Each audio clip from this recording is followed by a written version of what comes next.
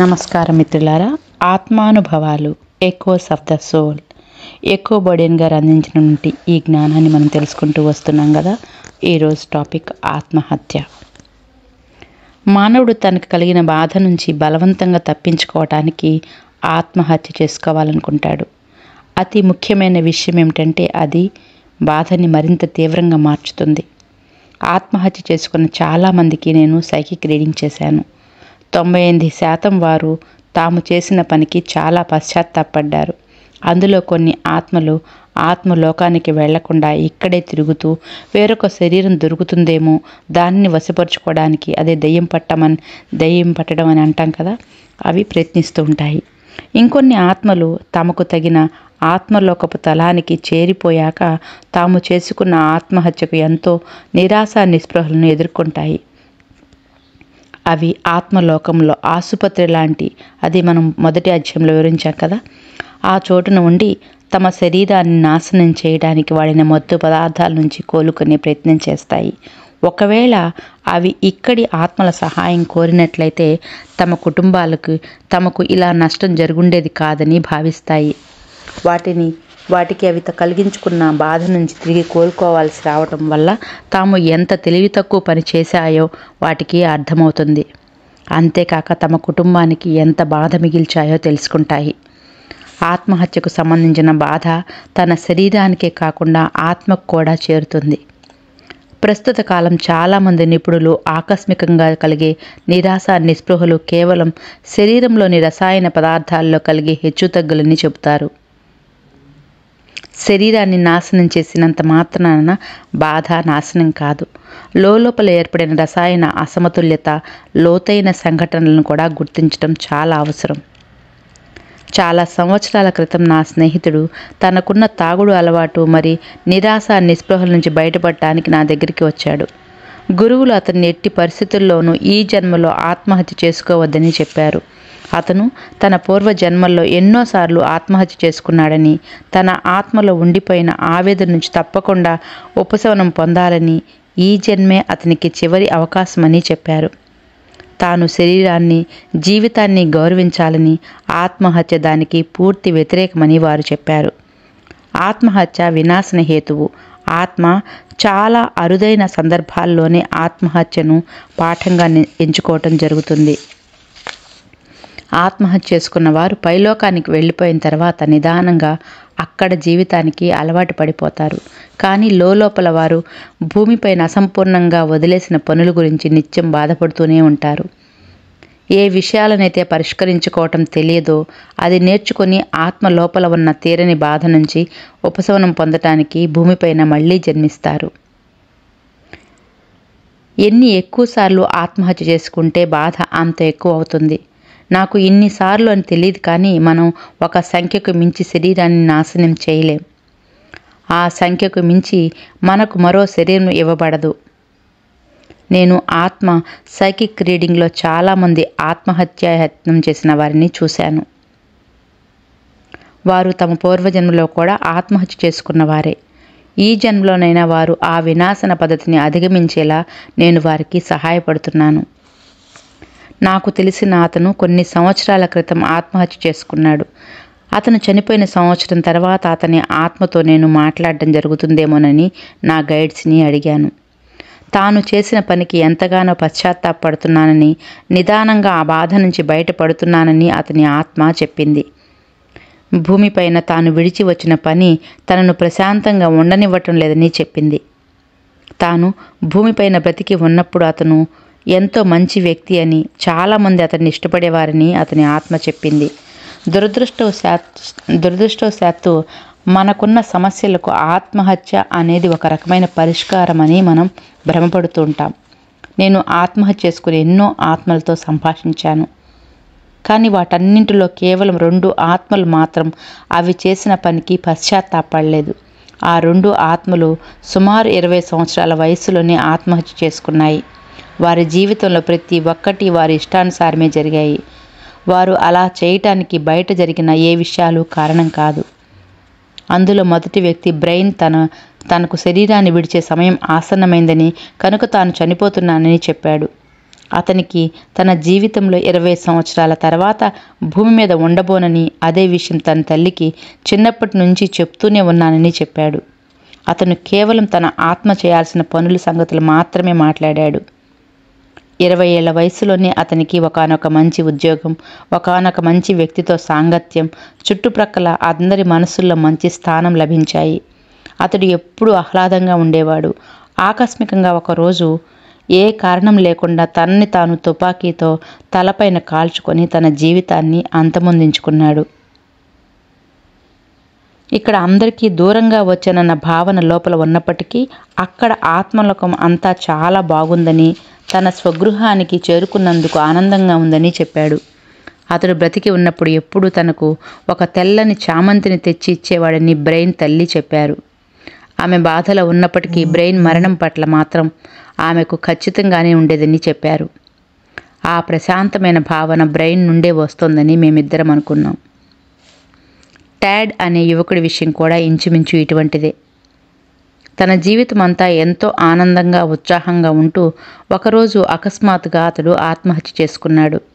తన తండ్రి సైకిక్ రీడింగ్కి వచ్చినప్పుడు తాను ఆత్మహత్య అనే జీవిత పాఠాన్ని నేర్చుకోవడానికి వచ్చానని అతని ఆత్మ చెప్పింది. ఆత్మహత్య చేసుకుంటే ఎలా ఉంటుందో తెలుసుకొని ఆత్మలోకంలో ఆత్మహత్య బాధితులకు సహాయం చేస్తున్నానని చెప్పాడు.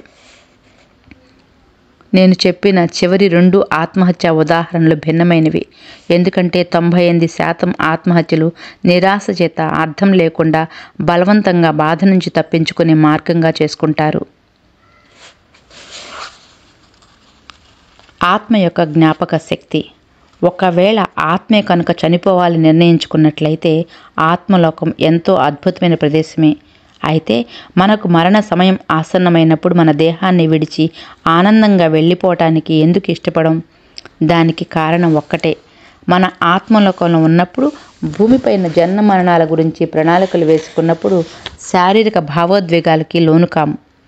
అది కేవలం అనుభవ ప్రణాళికల వరుస. కానీ భూమిపైన జన్మించిన తర్వాత మనం వేసుకున్న ఒక్కో ప్రణాళికలను అనుభవిస్తున్నప్పుడు మన ఆలోచన విధానం అంతా మారిపోతుంది. మనం భూమిపైన జన్మించిన కొన్నాళ్లకే మన మూలాన్ని మర్చిపోతాం. మన శరీరంలో నివసిస్తూ భూమి మన అసలైన ఇల్లు అని భావిస్తుంటాం. భావోద్వేగభరితంగా ఇక్కడ జరిగే ప్రతి విషయంలోనూ మనం మునిగిపోతాం. భూమిపైన మనకు సమయం అయిపోయినప్పుడు, మన అసలైన ఇంటికి తిరిగి వెళ్లాల్సి వచ్చినప్పుడు మనం పూర్తిగా మర్చిపోయిన చోటుకి వెళ్ళటానికి చాలా కష్టంగా అనిపిస్తుంది. ఇక్కడ మనం ప్రేమించిన వాటన్నింటిని విడిచి వెళ్ళటానికి ఏమాత్రం ఇష్టపడం. ఆత్మలోకానికి పూర్వజన్మలకు సంబంధించిన స్మృతులు మనకి జ్ఞాపకం ఉన్నట్లయితే భూమిపైన మన జీవనం చాలా కష్టంగా మారుతుంది. ఎక్కడి నుంచి వచ్చామో అక్కడికి తిరిగి వెళ్ళిపోవాలనిపిస్తుంది. మన ఆత్మ ఎన్నో జన్మలు ఎత్తి ఇక్కడ ఎందరో స్నేహితులను సంపాదించుకుంది. వారిలో కొందరు ఇక్కడ మనతో భూమిపైన చాలా వరకు పైన ఆత్మలోకంలో ఉన్నారు. నిజానికి మనకు ఇదంతా జ్ఞాపకం లేకపోవడం ఒక వరం. మన పూర్వజన్మలు, ఆత్మలోకంలోని జీవనం, ఇన్ని జన్మల్లో మనం సముపార్జించుకున్న ప్రియమైన వారు, ఇలా అంతా మనకు జ్ఞాపకం ఉంటే భూమిపైన మన ప్రస్తుత జీవితం దుర్లభంగా మారుతుంది. మనం కేవలం మన ప్రస్తుత జన్మపైన దృష్టిని కేంద్రీకరించి ఏ పని కోసం వచ్చామో అది పూర్తి చేయాలి. మన జీవితం ఎంతో శుభప్రదమైంది. మనం ఉన్నత పాఠశాల శిక్షణ పూర్తి చేసుకున్నాక ఉత్తీర్ణత సాధించినప్పటి విషయం ఒక్కసారి గుర్తు చేసుకోండి. మనం పాఠశాలలో ఉన్నంతకాలం ఎప్పుడు మనం చివరి తరగతికి చేరుకుంటామా అని ఎదురు చూస్తూ ఉంటాం. ఆఖరి రోజు వచ్చేసరికి కొందరికి ఆనందంగా అందరి ఆశీస్సులు అందుకొని ఉత్తీర్ణత పట్టా తీసుకొని వెనకడుగు వేయకుండా వెళ్ళిపోతారు. కానీ కొందరికి ఉత్తీర్ణత సాధించిన ప్రియమైన వారిని, తెలిసిన వారిని విడిచి వెళ్ళటం ఇష్టం ఉండదు. వారికి ఉన్నత పాఠశాల శిక్షణను పూర్తి చేసి అక్కడి స్మృతుల నుంచి బయటపడటం కష్టంగా అనిపిస్తుంది. ఆత్మ తాను భూమిపైన ఎక్కువసార్లు జన్మించే కొద్దీ జననం, మరణానంతర జీవితానికి సంబంధించిన జ్ఞానం వృద్ధి చెంది తన జనన మరణాలను, దైవ సంబంధ ఉద్దేశ్యాలని గ్రహిస్తుంది. జీవి మరణ క్రమం. ఎదుటివారి మరణాన్ని ఓపిగ్గా పక్కనే ఉండి వీక్షించడం చాలా కష్టం. అందరూ తరచూ మేమంతా ఇక్కడే ఉన్నాం, మేము చేయాల్సింది అంతా చేశాం, వారు శరీరాన్ని విడిచి వెళ్ళొచ్చని చెప్పేశాం, కానీ వాళ్ళు వెళ్ళలేకపోతున్నారు. మరణానికి ఎందుకింత సమయం పడుతుంది అని నన్ను అడుగుతూ ఉంటారు. బ్రతికి ఉన్న తమ చుట్టాలకు చేయాల్సింది ఏమైనా ఉంటే మనకి ఇష్టమైన వాళ్ళు శరీరాన్ని విడవడానికి సమయం తీసుకుంటారు. ఒక ప్రక్కన వారి ఆత్మ శరీరంలో ఉంటూనే ఆత్మలోకంలో తమ నివాసాన్ని ఏర్పరచుకుంటుంది. కొన్ని సందర్భాల్లో మరణ సమయంలో ఆత్మలోకానికి వెళ్ళి అక్కడ జీవనానికి అలవాటు పడే వరకు భూలోకానికి ఆత్మలోకానికి మధ్య ఊగిసలాడుతూ ఉంటుంది. నా స్నేహితుల్లో ఒకరు చనిపోయిన వారికి అంత్యక్రియలు జరిపిస్తూ ఉంటాడు. అతను నాతో మరణానికి సంబంధించిన ఎన్నో కథలు చెప్పాడు. అతను నాతో చుట్టుప్రక్కల ఎవ్వరూ లేనప్పుడు మాత్రమే మనిషి ప్రాణాన్ని వదులుతున్నాడు అని చాలాసార్లు చెప్పాడు. తన చుట్టూ బంధువులు స్నేహితులు ఉన్నంతసేపు ప్రాణాలతోనే ఉంటారని, వారంతా బయటికి వెళ్ళిన మరుక్షణం ప్రాణాలు వదిలేస్తుంటారు అని చెప్పాడు. నాకు అర్థం అయినంతలో ఇలా జరగటానికి కారణం అంతా దూరంగా ఉన్నప్పుడు వాళ్ళని వదిలి వెళ్తున్నామన్న బాధ తగ్గి మనకి ఇష్టమైన వారి పట్ల భావోద్వేగాలకు లోను కాకుండా ఉంటాం. త్రికోణం.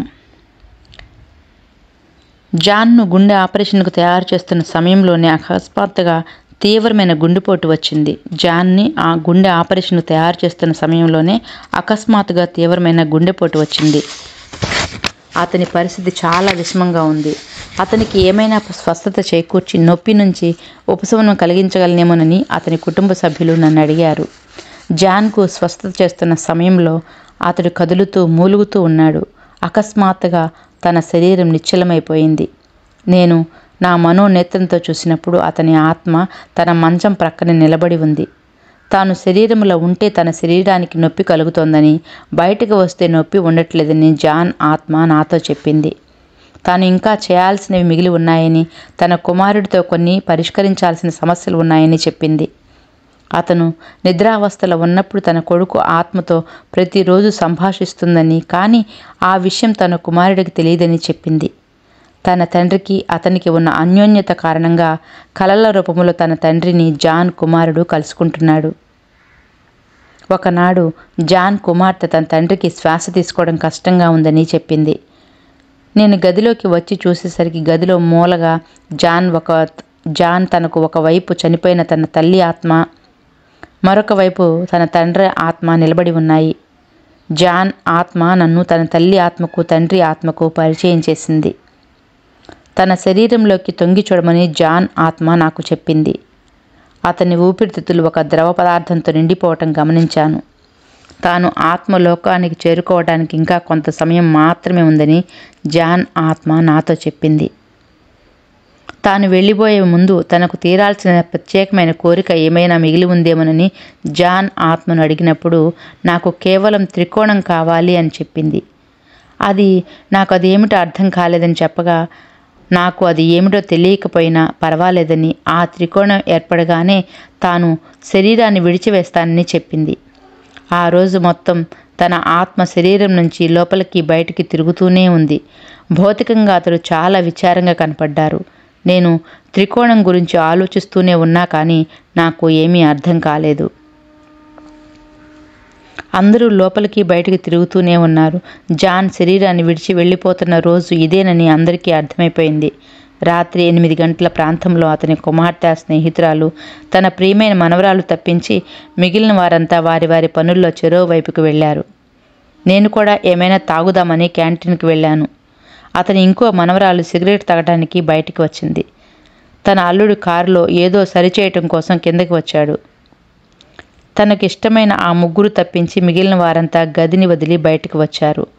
ఆయన కుమార్తె తన మంచానికి ఒకవైపు నిలబడి ఉంది.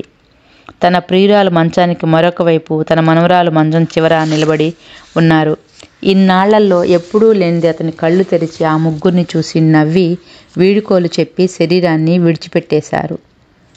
తన కుమారుడు త్రికోణం ఆకారంలో అతని మంచం చుట్టూ నిలబడి ఉన్నారు.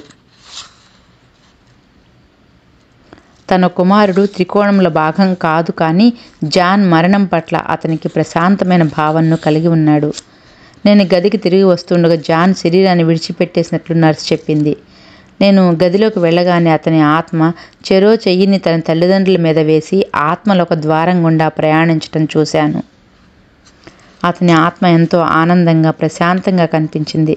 చుట్టూ చూస్తూ చిలిపిగా నా వైపు చూసి ఇక సెలవు అని చెప్పి వెళ్ళిపోయింది. 30 సెకండ్ల తర్వాత 8 దేవదూతలు గదిలోకి వచ్చారు. నేను ఒక దేవదూతతో జాన్ ఇప్పుడే వెళ్ళిపోయాడు అని చెప్పాను.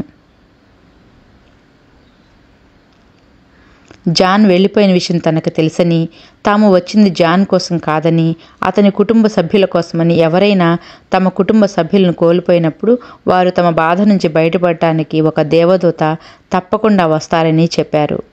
వెంటనే జాన్ కుమార్తె గది మొత్తం కాంతిమంతంగా మారడం గమనించి ఎవరైనా వచ్చారేమోనని అడిగింది. గదిలో ఉన్న ప్రతి ఒక్కరి వెనుక ఒక్కో దేవదూత నిలబడి వారు బాధ నుంచి విముక్తి పొందటంలో సహాయపడుతున్నారు. జాన్ కుటుంబ సభ్యులంతా అంత్యక్రియలు పూర్తి చేసుకుని వీడుకోలు చెప్పుకున్న తర్వాత వారికి అత్యంత స్నేహితురాలు రాగానే వారు వారి బాధ నుంచి కాస్త ఉపశమనం పొందగానే దేవదూతలు గది నుంచి వెళ్ళిపోయారు. మనకు ప్రియమైన వారు శరీరాన్ని విడిచి వెళ్ళాక ఆ రాత్రి గడపటం ఎంతో కష్టంగా ఉంటుంది అని తెలుసు. కానీ దేవదూతలు ఇలా వచ్చి మనల్ని ఓదార్చుతారని మనకి తెలియదు. గదిలో ఉన్న వారందరినీ రాత్రి తెల్లవార్లు అవి ఓదార్చుతూనే ఉన్నాయి. కానీ అలా అవి వచ్చి వెళ్ళినట్లు మనలో చాలామందికి తెలీదు. మనం మరణాన్ని శత్రువుగా భావించరాదు. అది ఆత్మకు ఒక ప్రత్యేకమైన సమయం. ఆత్మ భూమిపైన పాఠాలు పూర్తి చేసుకొని సొంత ఇంటికి తిరిగి వెళ్ళే రోజు. భూమి మీద ఉన్న మనకు కూడా ఆ ఎడబాటు తాత్కాలికమే. భూమిని విడిచి ఆత్మ ఈ లోకాన్ని వదిలి ఇంకో లోకంలోకి ప్రవేశించింది అంటే అది మనల్ని చూడగలదు, మన మాటలు వినగలదు, మనకు ప్రేమ పంచుతూనే ఉంటుంది. భూమిపైన లేదన్న మాటే కానీ నిజానికి ఇంతకు మునుపు కన్నా ఎక్కువ సజీవంగా ఉంటుంది. మనకు ఇష్టమైన వాళ్ళు మరణం ద్వారా దూరం కావటం కన్నా మించిన బాధ మరొకటి లేదు. మనం మానవులుగా ఉన్నంతకాలం మరణం గురించి భయపడుతూ, దాన్ని ద్వేషిస్తూ, దాని నుంచి తప్పించుకోవాలని తహతలాడుతూనే ఉంటాం. శరీర నాశనానికి విరుద్ధంగా పోరాటం అనేది మానవుని యొక్క సహజ లక్షణం. కానీ నిజానికి మరణం మనల్ని నాశనం చేయదు. మనలోని అసలైన చైతన్య పదార్థానికి అంటే మన ఆత్మకు చావు లేదు. మనం చిరంజీవులం. ఆ విషయం మనల్ని ఆ భగవంతుడు సృష్టించినప్పటి నుండి నిర్ధారించబడింది. ఆ పరమాత్మ సృష్టిలో మరణం అనేది మన జన్మ హక్కు. భూమిపైన జీవనం అంటే మన ఆత్మ తన జన్మ పరంపరల ద్వారా శక్తిని, జ్ఞానాన్ని పెంపొందించుకొని ఏదో ఒకనాటికి ఆత్మలోకంలోకి 7వ తలానికి చేరి జీవనం కొనసాగిస్తుంది. ఎప్పుడైతే మనం పూర్తి పరిపక్వతను సంపాదిస్తామో, సంపూర్ణ సమగ్రతను తెలుసుకుంటామో అప్పుడే మనకు జనన మరణాల చక్రం నుంచి విముక్తి కలుగుతుంది. భూమిపైన అభ్యాసం పూర్తి చేసుకొని ఆత్మలోకంలోనే మనకు ఇష్టమైన వారితో ఆనందంగా జీవించవచ్చు. మిత్రులారా, రేపు మరి ఒక అధ్యాయం, మరి ఒక టాపిక్తో మీ ముందుకు వస్తాను. రేపు మరణానంతర జీవితం, స్వస్థలానికి చేరటం అనే టాపిక్తో రేపు మనం కలుద్దాము. ధన్యవాదాలు మిత్రులారా.